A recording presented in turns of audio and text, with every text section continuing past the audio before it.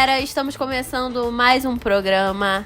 Aí é outra história e eu estou aqui com os meus queridíssimos colaboradores. Porém, hoje temos um convidado, aguardem. E a nossa queridíssima nilopolitana em Romaria, Giovana Almeida. Oi galera, boa tarde, bom dia ou boa noite.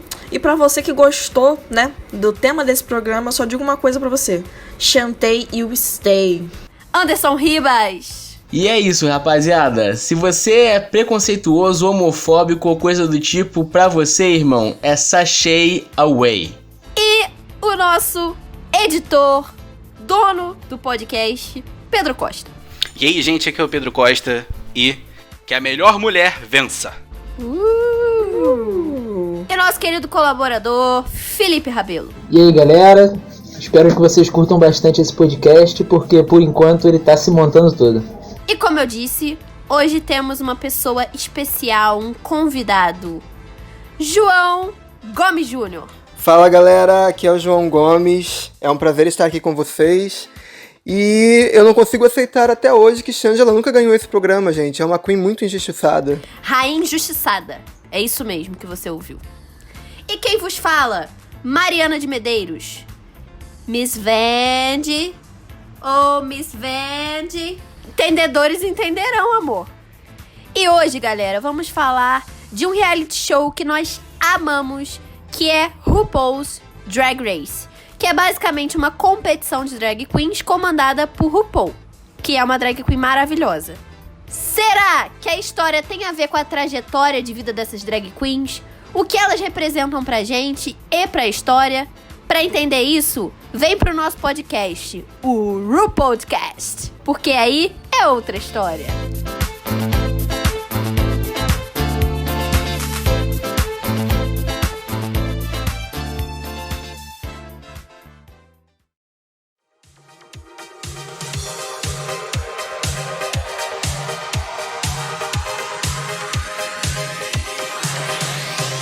Então, galera, como eu já falei anteriormente, hoje o nosso programa é sobre esse reality show que é muito querido por nós, RuPaul's Drag Race.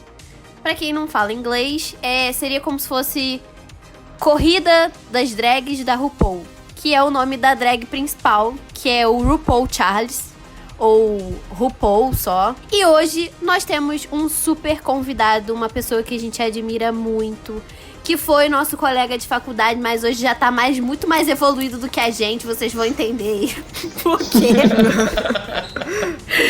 Que é o João. Oi pessoal, boa tarde, aqui é o João. E eu nunca superei que a Shangela nunca ganhou esse programa. Tô esperando ela sair da caixa na 13ª temporada de novo, pra ver se ela ganha uma chance aí de ser o winner, porque tá difícil. João Gomes Júnior, ele é professor, historiador, poeta e militante LGBTI+, homem negro, gay, licenciado em História na UFRJ Rural do Rio de Janeiro, mestre em História Social pela UF, com uma pesquisa sobre prostituição masculina e homossexualidade no Rio de Janeiro entre 1890 e 1938. Atualmente, ele é mestrando em Sociologia pela UFRJ, onde estuda drag queens negras no Rio de Janeiro contemporâneo. E também ele é pós-graduando em Estudos Linguísticos e Literários pelo IFRJ, com um estudo sobre Pajubá. É pesquisador do Laboratório de Estudos de Gênero, Educação e Sexualidade, o LGSex da UFRJ, e do Laboratório Cidade e Poder, LCP-UF. Compõe o Conselho Estadual LGBTI+, do Rio de Janeiro, foi colaborador dos sites Literatortura e Indique um Livro e editor da revista eletrônica Avenida Sul. Teve diversos poemas publicados em revistas, sites, blogs e antologias no Brasil, Portugal e Grécia. Ele é internacional. Publicou a Zine Primeiras Viagens, a plaquete Fui a Lisboa Esquecer um Amor. Agora, em 2020, ele publicou O Que Ri Por Último e também tá saindo um novo livro de poemas, O Tédio dos Dias Variados, que já tá em pré-venda aí, num formato de financiamento coletivo pela editora Urutau. É isso, Lattes do nosso querido João.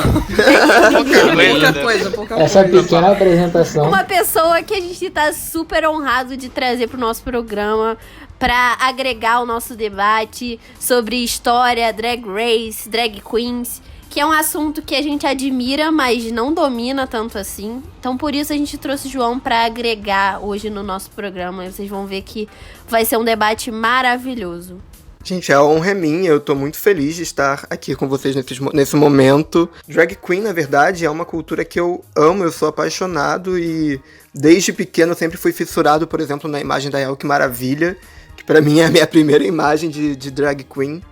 Então estar aqui com vocês hoje é um prazer, estou muito feliz pelo convite, pelo espaço. Ai, não tem nem o que falar. Fico até nervosa com esse homem aqui, nossa presença. Fico até tímida.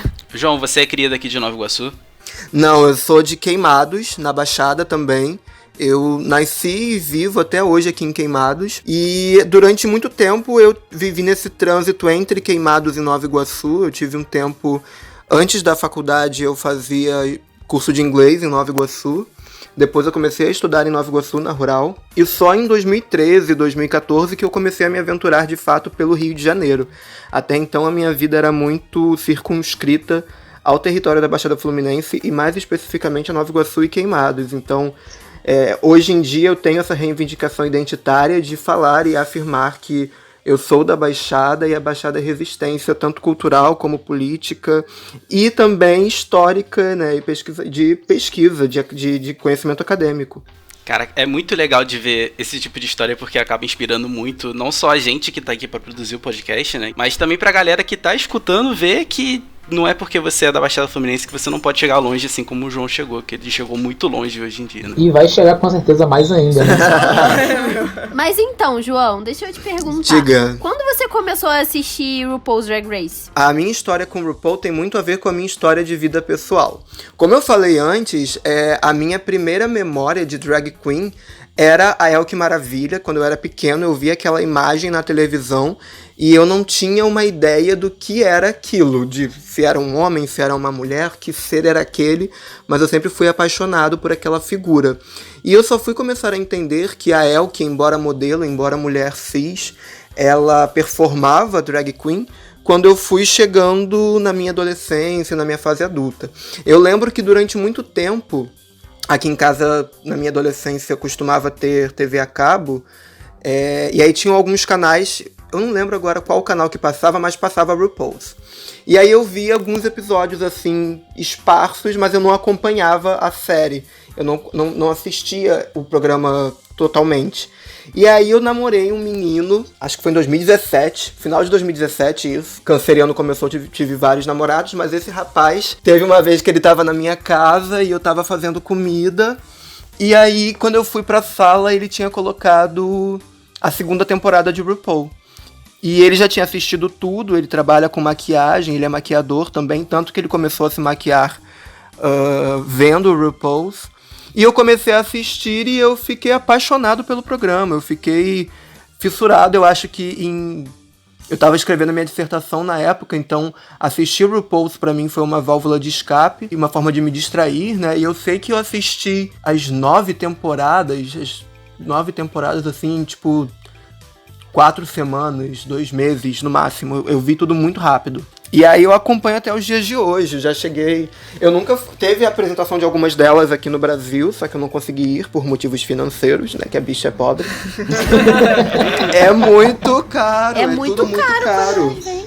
Sério? Não sabia. Tem algumas festas, por exemplo, Priscila, que organiza a vinda delas, que aí cobra umas entradas baratas, tipo R$70, 150. Eu acho que com meet and greet fica uns 200, 300. Mas tem aquele super show que elas fazem, que eu não vou lembrar o nome agora. Acho que é Work the... Work the World, eu acho. É isso. Isso, Work the World. É muito caro. Esse eu fui ver, era tipo uns R$500. Eu falei, tá maluco, não tem como. Mas eu consegui ir pra São Paulo assistir Bianca Del Rio, foi maravilhoso. E até hoje... as drags me acompanham, assim, né? Por conta do programa, eu comecei a procurar o cenário drag no Rio de Janeiro, comecei a frequentar algumas festas, algumas competições.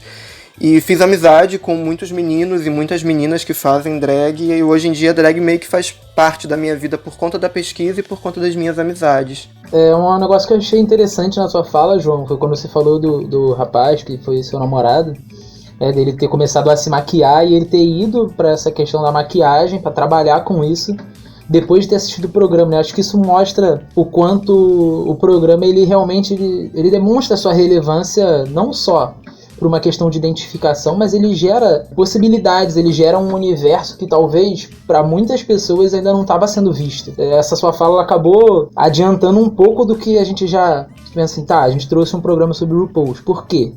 Acho que essa fala já, de cara, ela já bota um dos motivos. O programa ele popularizou a arte drag, né? Porque durante muito tempo foi uma arte, um tipo de performance marginalizado. Tornou-se mais popular. Você vê que no Brasil teve um aumento muito grande e várias drags hoje em dia muito conhecidas, como Ravenna Crioli, no Rio de Janeiro, ou Ícaro Kadoshi em São Paulo, falam abertamente que começaram a se montar por conta do programa.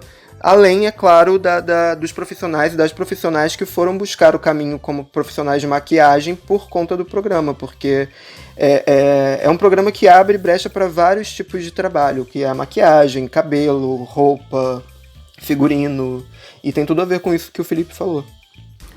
É porque o programa, pra quem nunca assistiu, é como se fosse uma competição de quem seria a melhor drag que tem todos os fatores que o RuPaul, que é a mãe das drags do programa, quer. E tem vários desafios. Desafios de maquiagem, desafios de customização de roupas, desafios de atuação, de humor. E a drag que se encaixa e vai melhor nesses desafios é a drag que ganha o programa. Pra quem não sabe, ela tá disponível numa plataforma famosa de streaming hoje em dia. Mas, se eu não me engano, ela passa no VH1, lá nos Estados Unidos. E o programa acontece até hoje. Inclusive, tá rolando uma temporada do All Stars, que são as drag queens que já passaram pelo programa e voltam para tentar ganhar o programa. E é isso, essa competição de drags, né? Que é essa arte que a gente vai explorar hoje aqui, para que vocês entendam melhor o que a gente tá falando, o que o João está querendo dizer, para que vocês também consigam ver como é linda essa arte. Então, gente, pra quem tá um pouquinho perdido, né, tipo, quando começou esse programa, se ele tá até hoje, né, a Mari já falou que tá.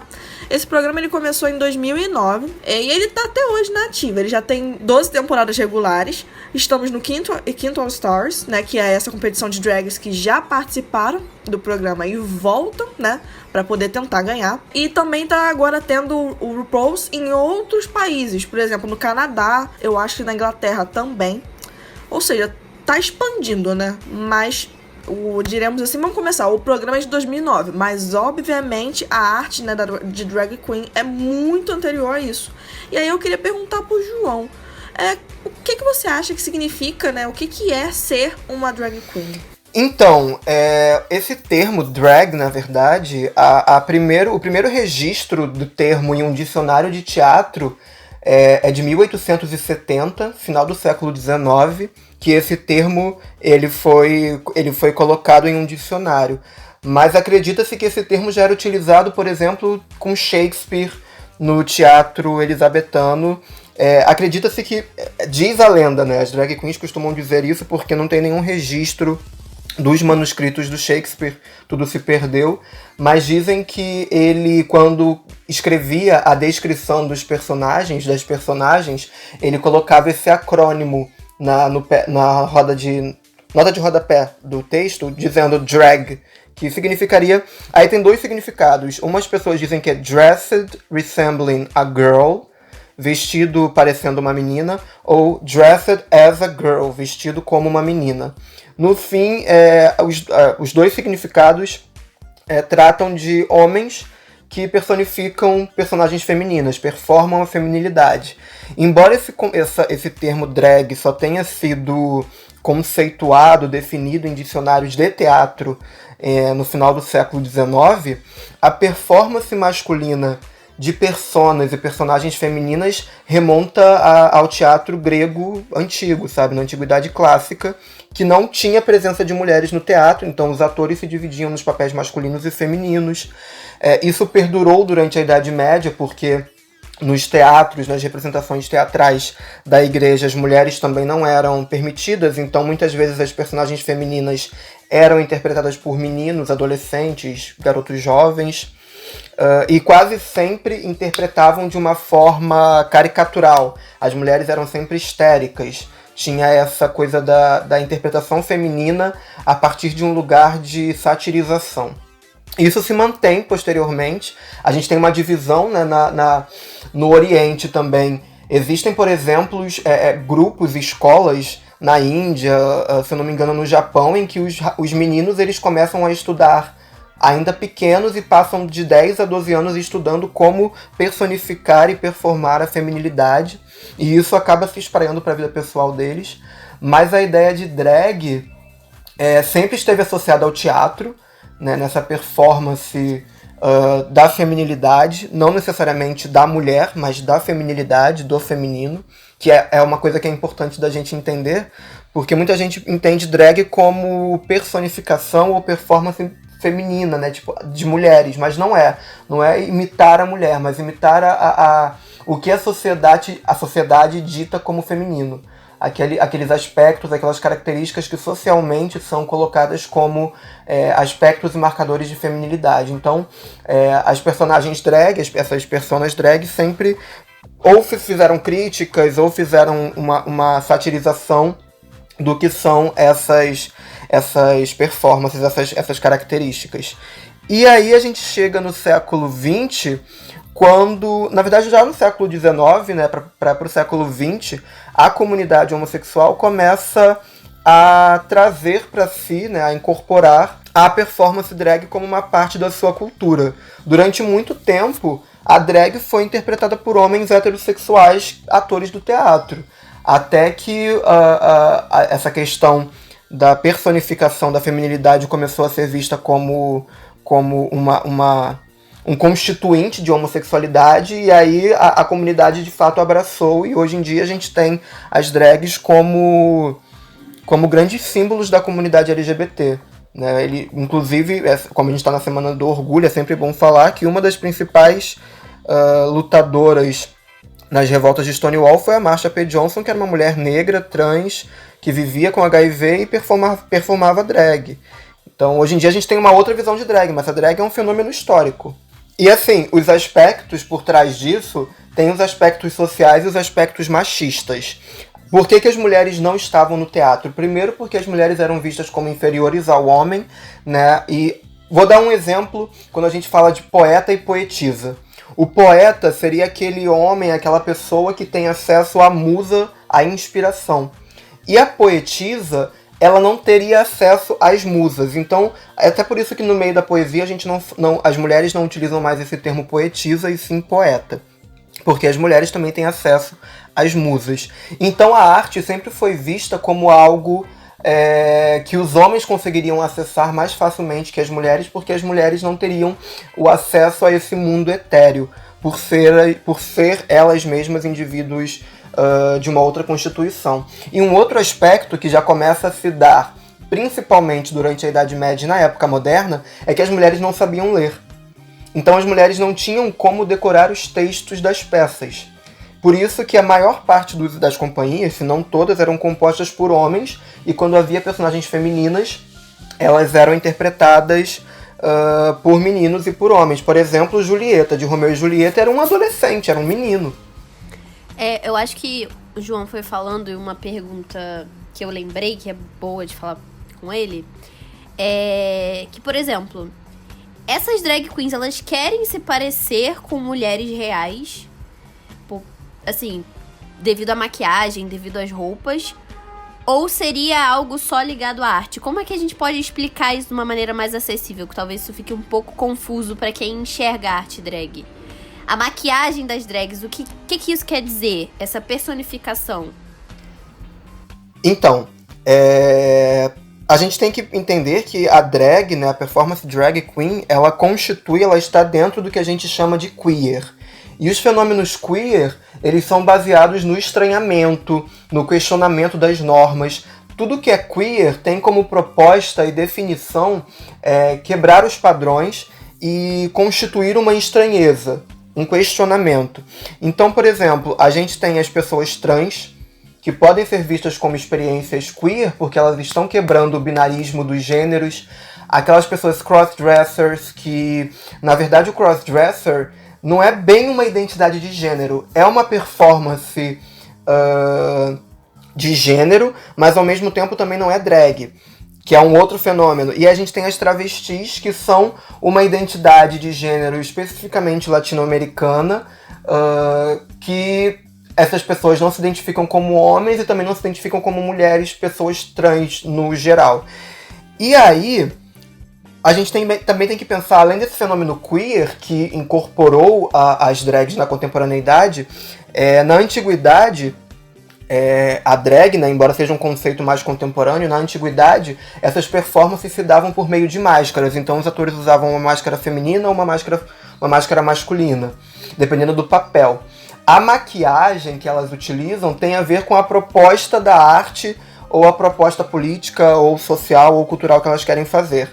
Tanto que nós temos vários tipos de drag queens hoje em dia, né? Nós temos as drag queens, que são essas personificações do que é o feminino, drag kings, que são personificações do que é masculino, drag queers, que são essas pessoas que performam por fora dos binarismos. Então a gente tem alguns exemplos, como aqui no Rio de Janeiro, por exemplo, a gente tem a Gui Mawad, que é uma drag que eu vejo muito mais como uma drag queer do que como uma drag queen, né? A drag queen tem essa preocupação de personificar aspectos do feminino, mas não necessariamente a mulher. E aí, dentro das drag queens, a gente tem vários tipos, né? A gente tem a drag queen fishy, que é aquela bem feminina. A gente tem as drag queens que não tem essa preocupação em passar uma feminilidade. Temos aquela drag queen que faz um clown, tipo Bianca Del Rio. Não necessariamente a drag queen ela vai ter essa preocupação em estar personificando o feminino, ligando ele a figuras de mulheres, especificamente, né? No começo, as grandes divas de Hollywood, as grandes cantoras da música pop, influenciaram e influenciam até hoje em dia. Mas existem performances que vão além. Então, depende muito dos interesses do artista ou da artista que está por trás da maquiagem. Não necessariamente ele vai querer ou ela vai querer reforçar os estereótipos de gênero e o binarismo. Essencialmente, a drag é pensada e é vista dessa forma. É uma imitação de mulheres.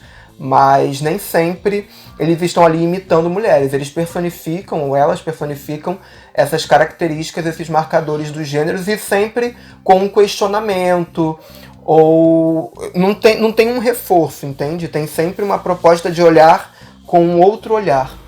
Você falando, eu lembrei logo da Nina Summers. Uma drag queen que a gente chama eles falam muito no programa que ela tem um estilo andrógeno.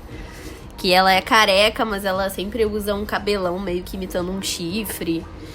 Que é artístico, assim. Ela não tá performando exatamente uma mulher, o que a gente entende como uma mulher. Isso, porque antes de a drag ser incorporada pela comunidade LGBT, né, e se tornar um símbolo da comunidade LGBT e de performance na comunidade, a drag era uma performance teatral.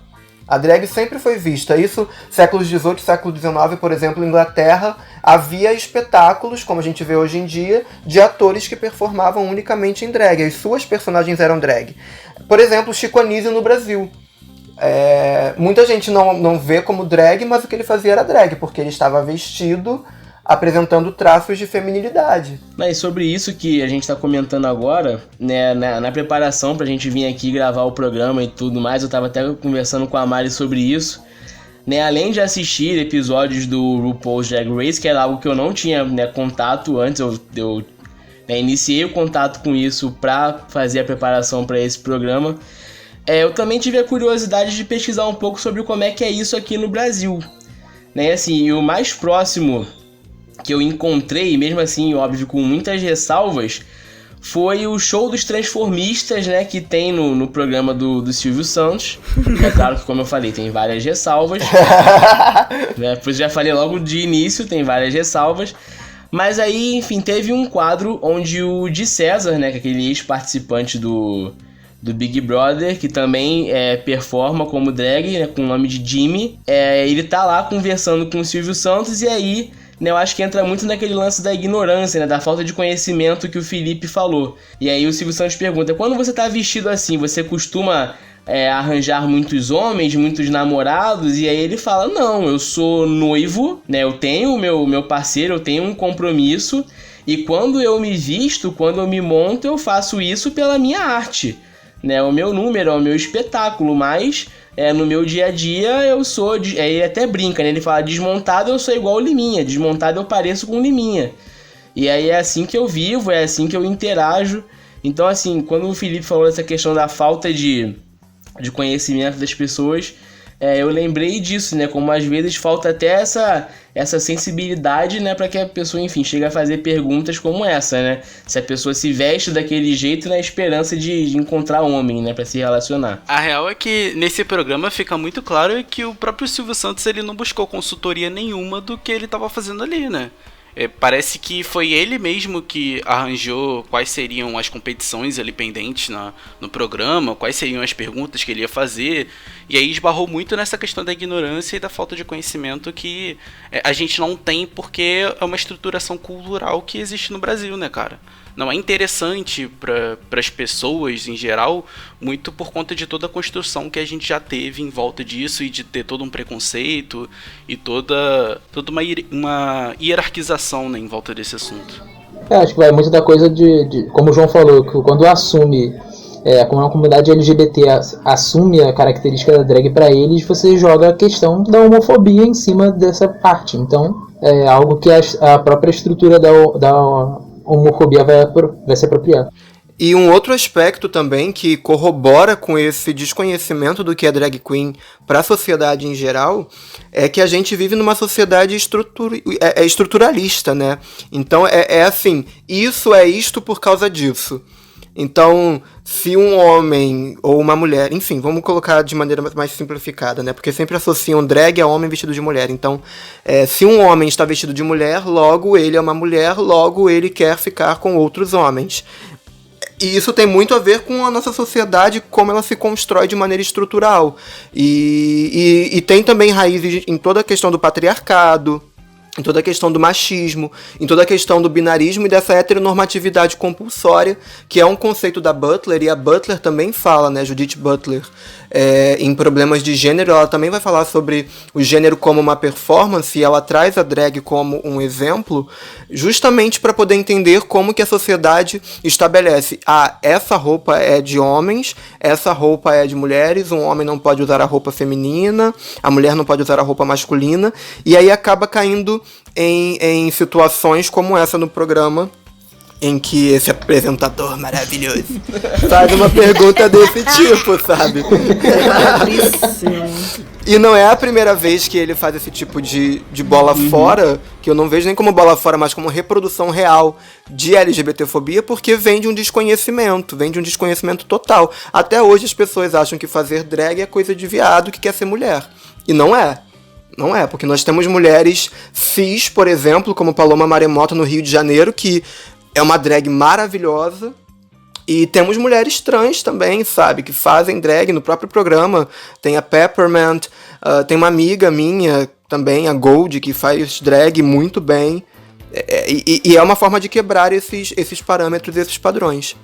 Eu lembrei muito do exemplo da Pabllo, nessa questão, assim, de você associar, obviamente, uma drag queen já a figura feminina. Por exemplo, a Pabllo em questões de listas, tipo assim, a mulher mais bonita do Brasil, coisas do tipo. E ela sempre falando, não, eu não sou uma mulher, entendeu? Tanto que ela prefere ser chamada pra ela, acho que tanto faz, né? Ser o Pablo ou a Pabllo, pra ela não faz diferença, mas ela sempre deixou claro.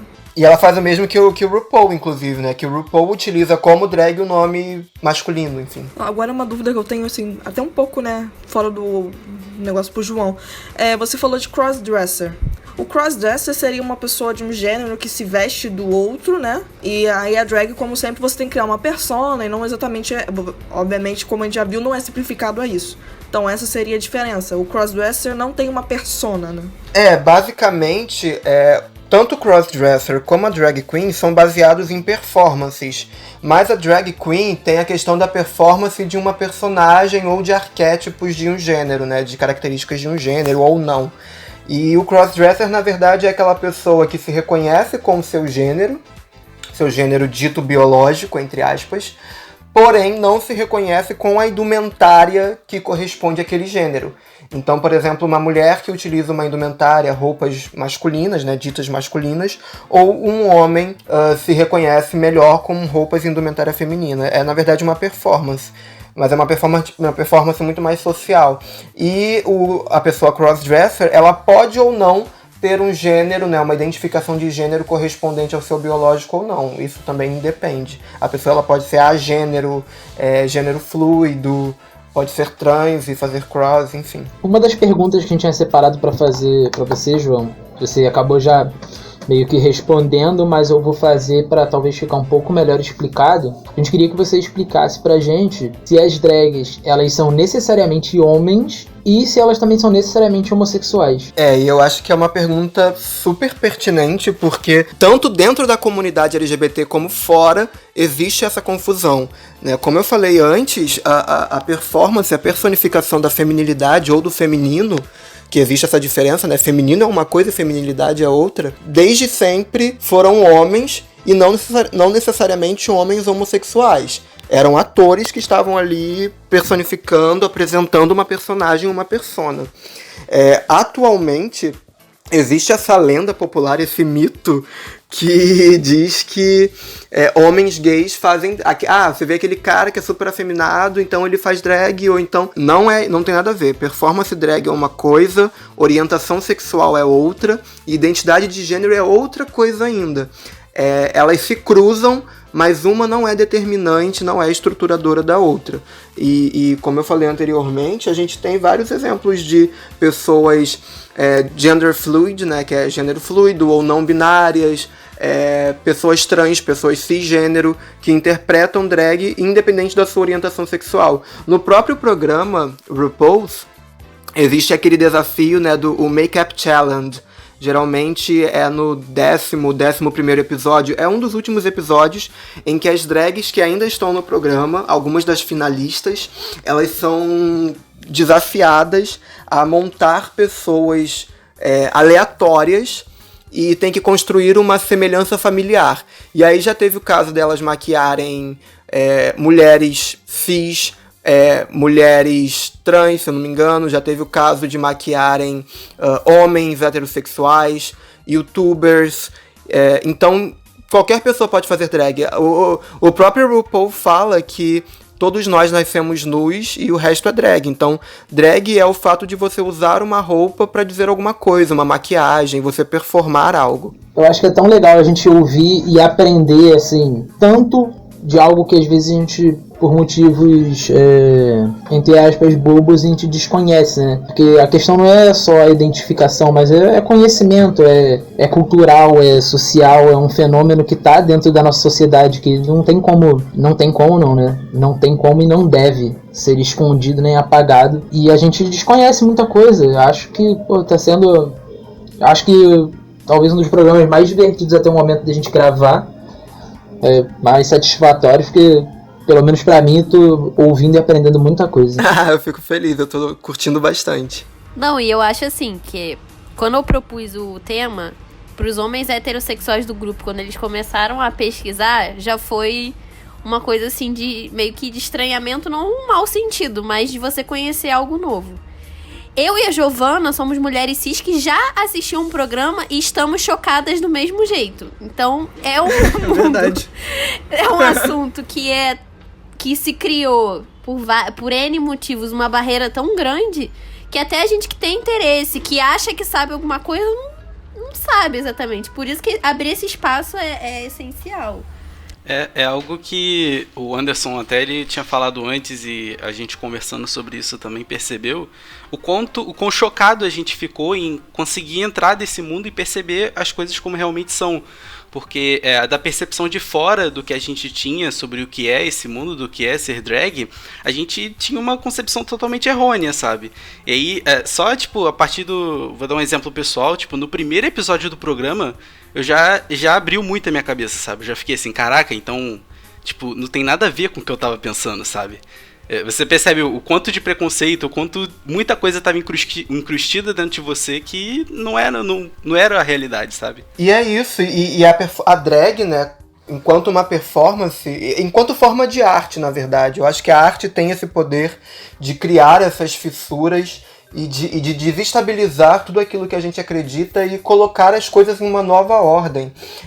Quando eu comecei a assistir o programa, eu tinha um fascínio pela arte drag, mas eu comecei a me aprofundar mais depois do programa e hoje em dia eu sou apaixonado. Quando tem final do programa eu faço pipoca e fico vibrando dentro de casa, sabe? Vejo, grito enlouquecidamente quando as minhas favoritas ganham e eu vou viciando outras pessoas. Por exemplo, eu assisto às vezes, revejo os episódios passados e a minha mãe assiste comigo. A minha mãe conheceu uma amiga minha, na verdade é um amigo que faz drag, e ela ficou apaixonada pela Noah, tirou várias fotos, então a minha mãe também já tem essa coisa com o universo drag, porque a drag, ela te permite olhar com um olhar de admiração e beleza para uma comunidade que foi durante séculos estigmatizada como uma comunidade perigosa, perniciosa, de pecadores, enfim. Então, como a drag ela tem um viés artístico, ela traz essa abertura. Agora, uma questão que eu queria chamar a atenção, não sei se eu falei de forma clara antes ou se eu já falei, a confusão também que é feita, tipo, entre travestilidade e drag queen, né? Porque travestilidade é uma identidade, ainda tem essa visão, né? Eu espero que as pessoas consigam começar a separar que drag, na verdade, é uma performance, é uma forma de trabalho, é uma forma de vida, ou é uma forma política de contestação, e a travestilidade é uma outra coisa, uma identidade de gênero. Porque mais do que... As drag queens são mais confundidas com travestis do que com mulheres trans, por exemplo. E eu acho que esse ato político tá tão presente que até agora, recentemente, no meu feed apareceu um vídeo da Shea Coulee em uma manifestação antirracista nos Estados Unidos, ela é vestida de homem, mas assim, gritando. E também esses dias teve uma live da Bob peraí, que eu tô tão chocada que eu não sei nem mais falar inglês. Bob the Drag Queen. Ela é maravilhosa. Ela é tudo. Da Bob the Drag Queen, da Peppermint e da Angela Davis numa live, tipo, debatendo sobre questão queer. Cara, eu fiquei assim... É exatamente isso que o João falou. Drag também é um ato político. Desculpa, mãe, pelos 8 anos de cultura inglesa, pra eu não conseguir falar o nome. E nessa fala da Angela Davis, ela coloca como que a comunidade LGBT e a comunidade cisgênero devem às pessoas transexuais. A gente deve muito às pessoas transexuais, principalmente às mulheres trans negras, que são os corpos mais vulnerabilizados na sociedade e são as pessoas que mais apontam as desigualdades e formas de resistência e de combater, né, essas desigualdades e subalternizações. Eu achei a fala da Angela Davis nessa live com a Bob e a Peppermint assim, fenomenal e extremamente necessária.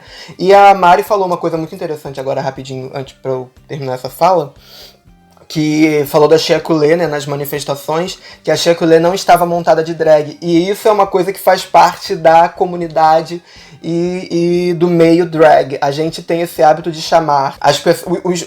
Quem faz, né, o personificador, enfim, a pessoa que se monta de drag, a gente chama aquela pessoa pelo nome da sua persona. Então, por exemplo, o meu amigo Pedro, que faz a Noah, dificilmente eu chamo Pedro de Pedro, eu só chamo Pedro de Noah. Você falou de um ponto que eu lembrei de uma pergunta que a gente pontuou também, que qual é a relação da questão racial e o cenário drag? Como você enxerga isso? Então, a gente tem algumas questões que são importantes de observar, né? Eu vou falar um pouco do programa e um pouco da realidade social por fora. As pessoas negras, durante muito tempo, elas foram excluídas dos espaços artísticos, né?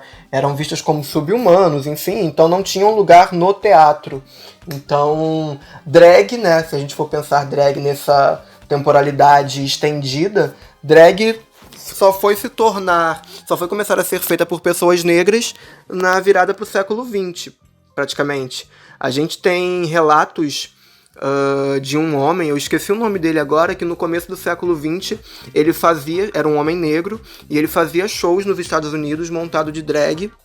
Mas antes disso era muito raro, porque a pessoa negra não era vista como, assim como as mulheres, não era vista como pessoas dotadas de uma arte para se expressar no teatro.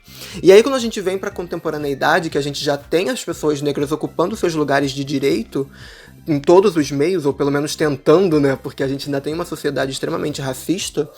Você vê, por exemplo, um programa que tem 12 temporadas regulares e apenas 5 ganhadoras negras, sendo que uma delas, a segunda, a Tyra Sanchez, ela desistiu de fazer drag justamente por causa dos ataques que ela vinha sofrendo da comunidade, dos fãs. E aí a Tyra, ela não se monta mais de drag porque ela era vista como uma pessoa grosseira, uma pessoa que atacava os outros. Mas quando você vê uma drag queen branca tendo atitudes similares à da Tyra, por exemplo, essa drag queen é vista como, ela é maravilhosa, ela tem atitude, ela tem personalidade, the big personalities, como eles falam no programa. Eles falam muito, fierce, a fierce Isso. queen. Tipo assim. Exatamente. E aí quando você tem uma drag queen negra que não tem medo de peitar e falar o que pensa, como The Vixen na 8ª temporada, são rechaçadas por ataques racistas. E aí você tem um programa com 12 temporadas regulares, 5 ganhadoras negras, na verdade 4, porque uma não se monta mais, e All Star, né, que são 5 temporadas, né, contando com a atual, e apenas uma ganhadora negra, que é a Monét X Change, que eu amo, e que tem a sua vitória contestada a todo tempo. Então, é uma comunidade extremamente racista. Por que a comunidade drag ou a comunidade LGBT é racista? Porque está inserida dentro de uma comunidade majoritariamente racista, né? A sociedade que a gente vive norte-americana, a sociedade brasileira, são sociedades racistas. Então, esse racismo, ele acaba reverberando dentro das performances drags, dentro da comunidade drag. A gente tem aqui no Rio de Janeiro várias drag queens negras muito boas, algumas drag queens brancas também que são muito boas, mas as drag queens brancas acabam sendo as mais lembradas, as mais acessadas do que as negras. E como eu falei antes, esse racismo dentro da comunidade drag, ele se dá justamente porque a comunidade drag está inserida em uma sociedade racista. Como a Angela Davis bem falou na fala que a Mari citou antes, né? E a Angela Davis tem essa luta extremamente necessária e histórica contra o racismo. Não basta não ser racista, a gente tem que ser antirracista. E não basta a gente ser antifascista, eu tenho falado isso muito. A gente tem que ser, no Brasil, principalmente antirracista. Porque o racismo, ele se perpetua em todas as instituições. É na instituição familiar, quando a família branca não aceita o relacionamento da pessoa com alguém que seja negro ou negra. É o racismo dentro da comunidade LGBT, em que os jovens negros são rechaçados ou são vistos meramente como objetos sexuais. É o racismo dentro da comunidade drag, em que aquelas drags negras são maravilhosas, mas preferem olhar para as drags brancas e falam que as drags brancas têm melhores perucas, melhores montações e melhores performances, enfim. E isso se dá nitidamente por conta da sociedade em que a gente está inserido. Uma pergunta que eu queria falar para vocês, que estão mais acostumados com o programa, que viram boa parte das temporadas, era sobre aquelas drags que estão sobrepeso. Eu só assisti a primeira e a segunda temporada, então não tenho muito voz para falar sobre o programa inteiro. Mas o que eu observei na primeira e na segunda temporada, pelo menos, é que elas acabaram saindo logo no início. E eu percebi que elas eram sempre rechaçadas muito, não só pelo visual delas, mas porque às vezes elas não tinham ali a malemolência artística que as outras tinham, porque elas não sabiam performar da forma que as outras tinham. E aí eu queria perguntar pra vocês se vocês conseguiram observar alguma forma de gordofobia dentro não só do reality, mas se isso existe também na nossa realidade aqui por fora. Eu acho que não teve nenhuma drag acima do peso que ganhou o reality, se eu não me engano, em nenhuma temporada. E eu realmente lembro... Só a Rika que chega até a final, mas não ganha. Participo de um grupo, até no Facebook, a Mari até participa Limpa também, que fala, né, sobre o programa. E eu lembro de muitos comentários gordofóbicos em relação até a própria Rika, em relação à Latrice também. A Latrice não só gordofóbicos também, muitos comentários racistas em relação a ela.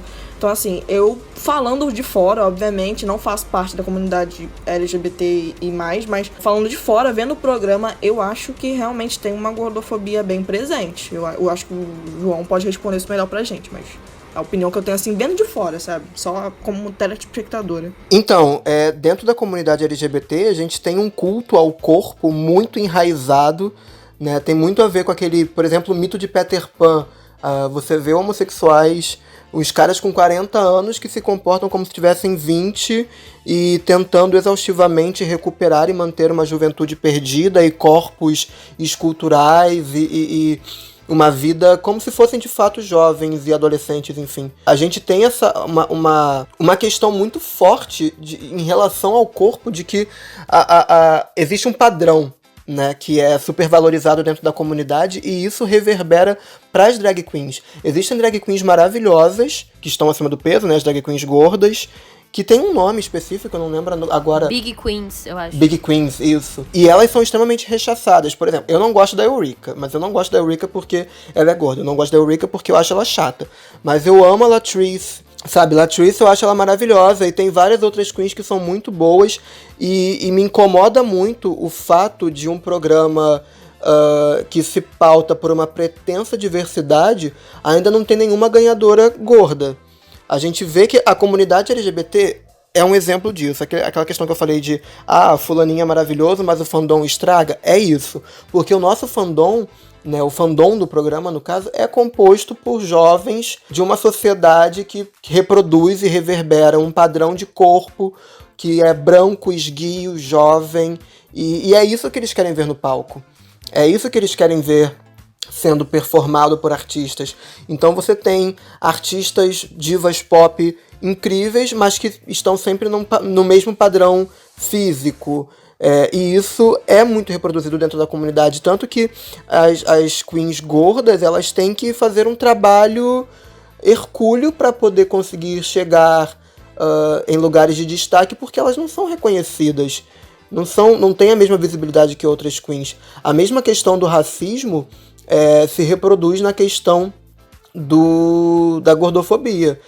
O programa foi muito criticado, por exemplo, quando a Shangela, em All Star 3, né, se eu não me engano, ela utilizou uma roupa e fez um lip sync dançando como se fosse uma mulher gorda. Depois ela veio a público, explicou que ela não estava querendo ofender e nem fazer piada com os corpos gordos, mas mostrar que pessoas gordas também podem se divertir e dançar e rebolar e fazer twerk. Porque ainda tem essa visão de que você não pode performar um corpo gordo porque você vai estar zombando do corpo gordo. E na verdade o que muitas vezes está sendo feito é naturalizar o corpo gordo, sabe?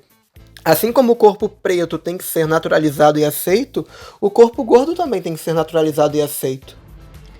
Eu enxergo isso que você estava falando, João, por exemplo, na questão da Latrice, né? Que participa de 3 temporadas do programa, mas ela tem que, tipo assim, tentar se superar, e as outras queens falando que, tipo assim, ela já tá meio que ultrapassada e tal. Só que ela é uma lenda, tá ligado? E ela não consegue sair, tipo, daquele básico, porque não sei se as pessoas não enxergam, se é uma questão de preconceito pela cor, por ela também ser uma drag gorda. A Latrice, quando ela voltou no programa, né, no All Star 4, eu digo que eu esperava mais, porque eu sou um grande fã dela, e pra mim ela só apresentou o básico. E eu não fiquei triste porque, é uma drag queen gorda, negra me apresentando o básico. Não, eu fiquei triste porque é uma artista que eu adoro, e eu vi ali o que ela fez na temporada dela, na 4ª temporada em All Star 1. Eu vi o mesmo, entendeu? Eu e minha casa serviremos a Latrice Royale. Um beijo pra ela, se ela estiver escutando esse programa. Sempre. Kisses, Latrice, we love you, come to Brazil. Você chegou a falar que assim, tem uma questão de mudança com o passar do tempo daquilo que é considerado drag. Mas a gente poderia considerar, por exemplo, uma das grandes figuras que a gente tem da vida marginal aqui no Rio de Janeiro, que é a Madame Satã, como drag queen, ou não? Estaria errado? Então, a drag, né, a performance drag, esse termo em si, Embora o termo seja usado para definir um fenômeno que se observa em várias culturas, em vários tempos históricos, a questão toda é o termo, né? No Brasil a gente tem o transformismo, que são as artistas transformistas. E esse termo drag é um termo colonizador, né? Muita gente hoje em dia tem essa questão com drag queens no Brasil porque estaria incorporando um vocabulário europeu ou norte-americano e incorporando dessa forma um pensamento que não condiz com a nossa realidade colonizada. Estaria reforçando um colonialismo. Então, assim, o que Madame Satã fazia era transformismo, que é a arte, é a mesma definição, só muda o termo. Algumas artistas brasileiras começam a se apresentar como drag queens na década de 80, 90, isso fica muito mais forte nos anos 2000, mas a função, basicamente, é a mesma que as transformistas historicamente faziam no Brasil. Esse termo transformismo, vou fazer uma digressão histórica aqui rapidinho, uma explicação histórica. O transformismo no Brasil, ele vem de um termo que era utilizado no teatro, que era fazer travesti.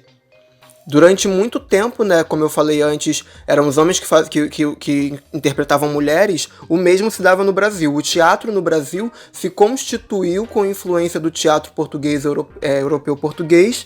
Então, quem interpretava as personagens femininas eram os homens. Tinha esse comportamento de fazer travesti, né? O teatro no Brasil eles falavam o gênero travesti, que tem uma distinção entre travestismo e fazer travesti. Quando uma pessoa na vida social, fora do teatro, fora da performance artística, se comportava e utilizava a indumentária do gênero oposto, era visto como travestismo, então era perseguido socialmente, podendo morrer na fogueira durante a Inquisição, podendo ser preso durante a República. Agora, isso é o travestismo, que é um termo que cai em desuso porque também tem um sentido de doença, de patologia. Agora, a travestilidade, né, que vai surgir depois, que tem a ver com a identidade, que é o que a gente utiliza hoje. E tinha o fazer o travesti, que era o termo utilizado no teatro.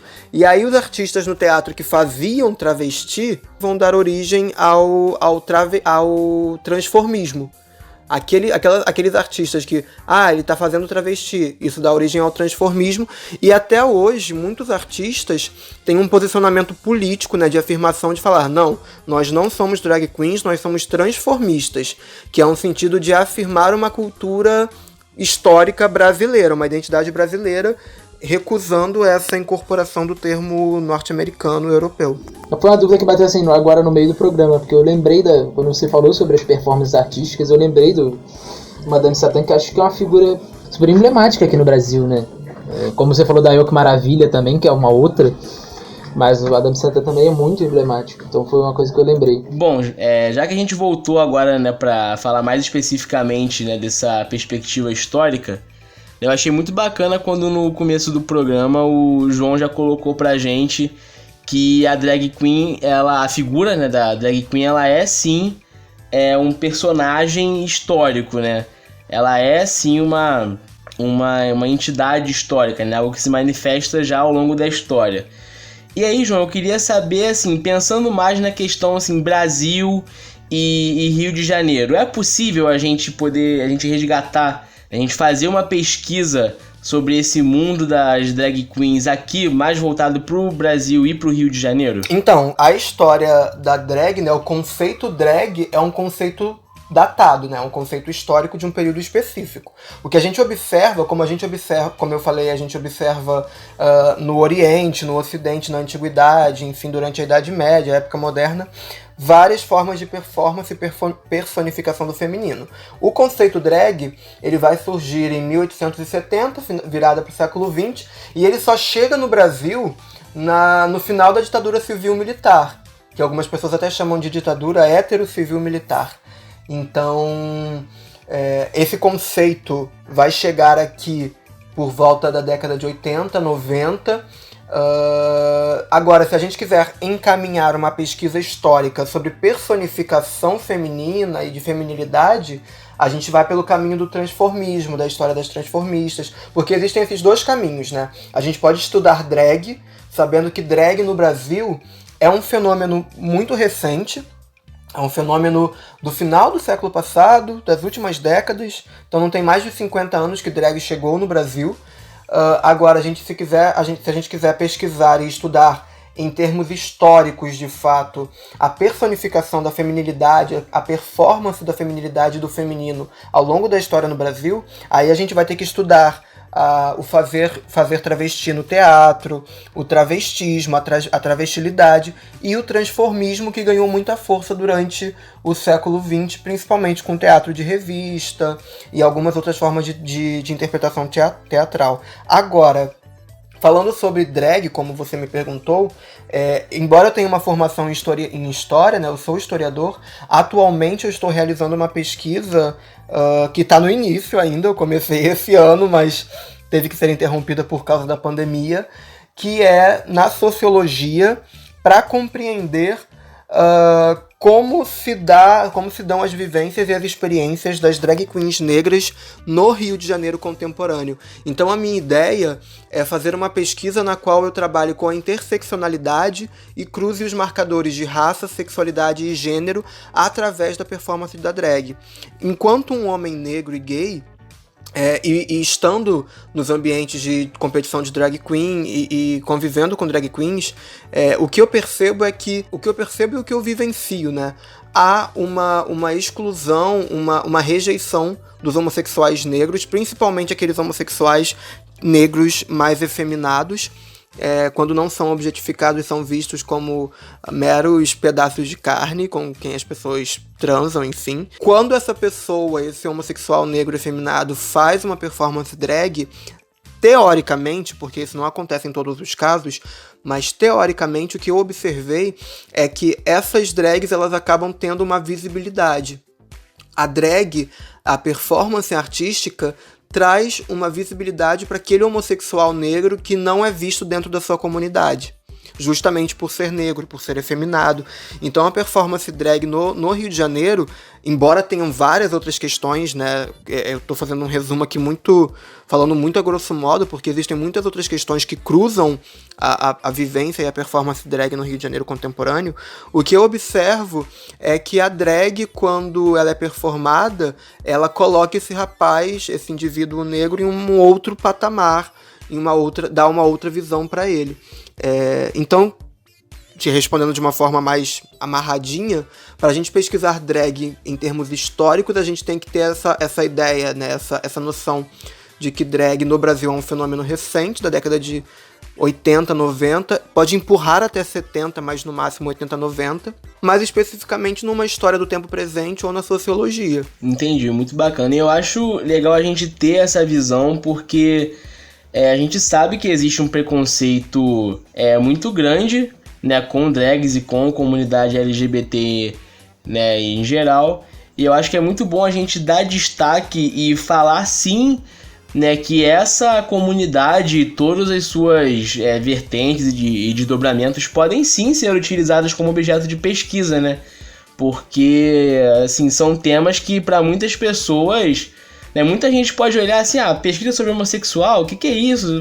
Mas assim, são temas que devem sim ser estudados e que tem sim muito material para ser estudado e analisado, né? Então a gente tem que... É bom que a gente fale isso, né? Que a gente dê esse espaço e que isso seja de fato falado. A academia tem essa função política social, né, que muitas vezes acaba sendo esquecida. Vamos fazer aqui uma crítica rapidinho à academia, porque a academia se tornou um espaço de olhar para o próprio umbigo. Então a gente tem muitas pesquisas sendo feitas para pessoas que só querem acumular títulos e ficar ali se olhando no espelho e não devolve nada para a sociedade. E eu, enquanto pesquisador acadêmico, também como militante, todas as minhas pesquisas, não tratando a comunidade como objeto, mas sim as vivências, né? Eu procuro devolver para a sociedade um instrumento ou uma ferramenta que a sociedade seja capaz de utilizar nas suas lutas sociais e na constituição de políticas públicas. E é isso que a gente tenta fazer todo o programa aqui, demonstrar alguma perspectiva da história que talvez esteja presa nesse espaço que é maravilhoso, mas que ainda é muito limitante. João, dito tudo isso que você falou sobre essa perspectiva histórica, agora sobre o programa.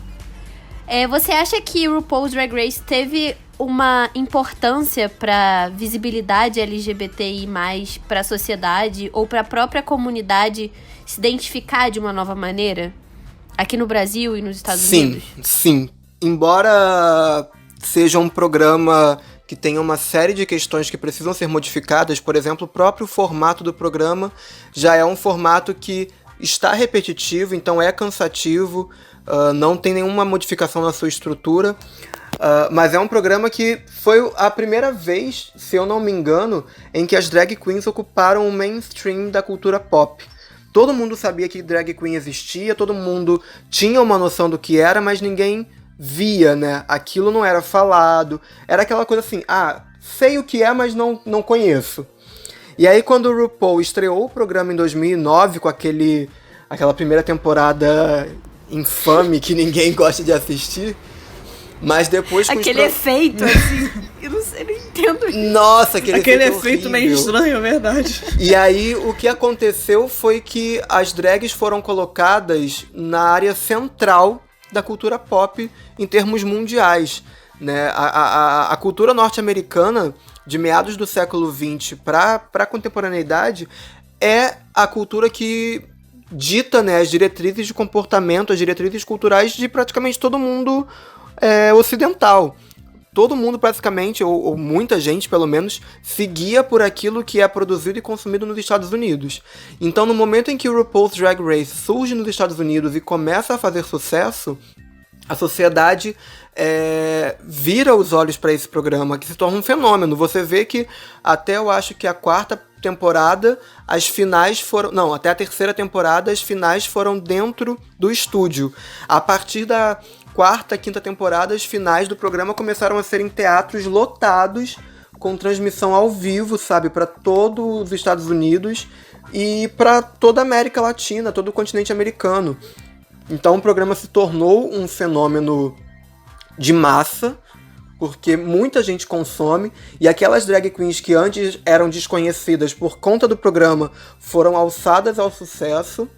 E aí elas começaram a ser chamadas para trabalhar como modelos, como Miss Fame ou Violet Chachki, começaram a ter mais visibilidade nas suas pautas políticas, como a própria Bob the Drag Queen. E elas começaram a influenciar outros jovens. Então você tem, por exemplo, nessas últimas temporadas, a 10ª, 11ª, 12ª, uma galera que nasceu nos anos 2000, que chega no programa e falando: nossa, eu tô aqui em RuPaul, eu comecei a me maquiar assistindo o programa, eu comecei a me montar assistindo o programa. Então, é um programa que move uma economia, porque tem também aquelas festas, né, aquelas feiras que são os encontros que são feitos, tem os shows, tem toda uma série de produtos que são vendidos, então tem uma economia muito forte se constituindo. Tem a questão da visibilidade, que as pessoas da sociedade em geral têm observado a comunidade LGBT, e tem a formação de novos profissionais, novas pessoas, né, jovens que estão vendo o programa, se encantando e aí querem fazer drag ou querem trabalhar com alguma outra coisa, querem trabalhar na televisão, enfim. O programa, apesar de todos os seus problemas, como a gente já falou aqui ao longo do programa, né, eu acho que o programa em si, ele tem problemas que podem ser trabalhados, principalmente aposentando o RuPaul, mentira. Mas tem uma série de questões que podem ser melhoradas, só que também é necessário um movimento de educação do seu público, porque é um público que ainda reproduz toda a questão do racismo, da gordofobia que eu falei antes. Mas, sem dúvida, é um programa que contribui enormemente para a visibilidade da comunidade LGBT e na construção de sociabilidades e laços na comunidade LGBT. Eu mesmo fiz amizade com muita gente por conta do programa, sabe? Eu conheci muitas pessoas que hoje são grandes amigas e amigos meus por conta do programa, que me levou a ir assistir a shows drag no Rio de Janeiro. Então, inclusive, pessoas que estão assistindo, não esqueçam a frase "Support your local queens", deem suporte às suas queens locais. Mais do que bater palmas para queens de programas norte-americanos, nós temos que olhar para as queens da nossa cidade, da nossa sociedade, do nosso país. É isso. Eu queria mandar um beijo pro meu ex-aluno Henrique, que performa drag queen também. Um beijo, Henrique. esse episódio também é pra você, tá? Beijo! Então, galera, pra gente poder encerrar esse programa, queria pedir a você, João, já que esse programa está sendo lançado na semana do Dia da Visibilidade LGBT, que você deixasse uma fala tanto para a comunidade LGBT, para pessoas que são dessa comunidade possam estar ouvindo, e para as pessoas que não são e que estarão ouvindo esse programa nessa semana. Eu acho que é importante também a gente, né, deixar claro por que junho, né, é o mês da visibilidade LGBT. O João já chegou a citar Stonewall aqui, né, no programa, mas eu queria que ele, né, explicasse um pouquinho mais pra gente e tal, o porquê, né, de ser escolhido esse mês, enfim, essa partezinha aí. Então, pessoal, a gente vê, né, no mês de junho, já há alguns anos, várias mídias, várias empresas utilizando o mês de junho como uma forma de se beneficiar e ganhar dinheiro, ganhar o nosso pink money, e dizendo para os 4 ventos que é o mês do orgulho, mas ninguém explica o que é o mês do orgulho. Então, como uma função social de educador, eu acho que é importante dizer que a gente comemora em junho o mês do orgulho LGBT, porque no dia 28 de junho de 1969, em Nova York, um grupo de homossexuais que já estavam cansados de apanhar e ser presos pela polícia se reuniu, se revoltou contra a polícia e quebrou o bar de Stonewall Inn. Era um bar que eles frequentavam, eles e elas, tanto homens homossexuais como mulheres lésbicas e drag queens frequentavam esse bar, e frequentemente a polícia invadia, fazia batidas e prendia as pessoas, até que em determinado dia, na madrugada de 27 para 28, ou de 28 para 29, os homossexuais ficaram cansados de tanta agressividade, de tanta perseguição por parte dos policiais, e partiram para cima deles. E o programa de hoje, falando sobre drag queens, é fundamental, porque a primeira pessoa que foi para cima da polícia, que tacou um tijolo, foi uma mulher negra que vivia com HIV, que era prostituta e fazia drag, que foi a Marsha P. Johnson. A gente vê pessoas cis, homens cis, gays, falando sobre orgulho e sempre esquecem de falar da Marsha P. Johnson. As drag queens negras, as mulheres trans são a base da nossa comunidade, e a gente precisa tirar elas desse lugar de base e colocá-las no lugar de visibilidade e respeito que elas merecem, não só no mês do orgulho, mas todos os dias.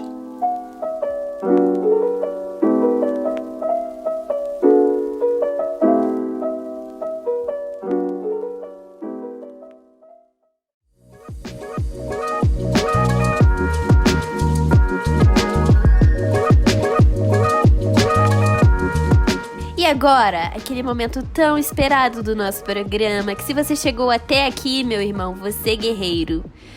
As indicações do menino Pedro, livros, músicas, séries, seriados. Tudo que você quiser saber mais sobre esse tema maravilhoso de hoje. Pedro. Primeira coisa que você tem que fazer, você tem que abrir o navegador do seu computador, ou da sua Smart TV, ou do seu videogame, ou do seu próprio celular, aquele serviço de streaming que é super conhecido no Brasil e no mundo, mais conhecido de todos. Você vai abrir o seu navegador e vai digitar RuPaul's Drag Race. E você vai assistir da primeira até a 12ª temporada. Essa é a principal indicação desse episódio para vocês. Agora nós também temos algumas coisas academicistas, que também são muito importantes. Primeira coisa, Campana Natália Sato. O ato político por trás da drag queen, desmontando o essencialismo dos gêneros. É uma dissertação de mestrado em Psicologia Social da USP de 2017. Chia Dick, Maria Tereza Vargas e Outramari Leandro Castro. Ser e estar drag queen, um estudo sobre a configuração da identidade queer. Estudos de Psicologia, 2004. Próxima. Jamie, Juliana Gonzaga. Travestis, transformistas, drag queens, transexuais. Pensando na construção dos gêneros e identidades na sociedade contemporânea, 2002. E por último, mas não menos importante, Moraes, Rafael Ribeiro de Castro, RuPaul's Drag Race e seu fandom, um nicho em expansão, de 2015. Agora também temos outras indicações, umas indicações que também são muito importantes e vocês também são obrigados a ir procurar sobre, que são os livros do nosso amigo João. Por favor, João. Então, gente, como eu falei antes, eu também sou poeta, e aí eu quero vender o meu jabá aqui pra vocês e falar dos meus livros. Eu lancei há pouco tempo pela editora Patois o livro O Que Ri Por Último. Ele está com frete gratuito para todo o Brasil durante o período de distanciamento social. Vocês podem jogar no Google Editora Patois, aí tem o site da editora. No site da editora tem a livraria virtual e vocês compram o livro tranquilamente. E agora eu estou com o meu novo livro em pré-venda, que é O Tédio dos Dias Variados. Está sendo publicado pela editora Urutau. E essa pré-venda está funcionando como um financiamento coletivo. Aí vocês colocam benfeitoria.com/tédio que vocês vão ter acesso à página de financiamento do meu livro. Ou então me procurem no Instagram, João G. Júnior, que lá na minha bio tem o link do financiamento coletivo. E aí tem valores super em conta. Vocês conseguem comprar o livro por R$20, aí recebem o e-book. E tem outras recompensas dependendo do apoio que vocês puderem dar. E eu agradeço desde já. Leiam poesia, gente, e me leiam, tá bom? O Instagram do João vai estar linkado nas publicações do nosso Instagram, do nosso Twitter e do nosso Facebook, para ficar mais fácil de vocês localizarem ele. E é isso aí. Por favor, Mariana. Então é isso, galera. Espero que vocês tenham curtido o episódio de hoje, falando dessa arte maravilhosa. Nos sigam nas nossas redes sociais. Facebook, Aí é Outra História, Instagram, @Aí é Outra História, Twitter, Aí Outra História, porque a Giovana não conseguiu colocar do mesmo @. Curtam os nossos vídeos no YouTube, se inscrevam no nosso canal, sigam nas plataformas onde for possível nos seguir, divulguem o nosso trabalho, compartilhem, a gente faz isso com muito amor e carinho, amamos todos vocês. Um beijo no coração de todos, porque aí, irmão, aí é outra história.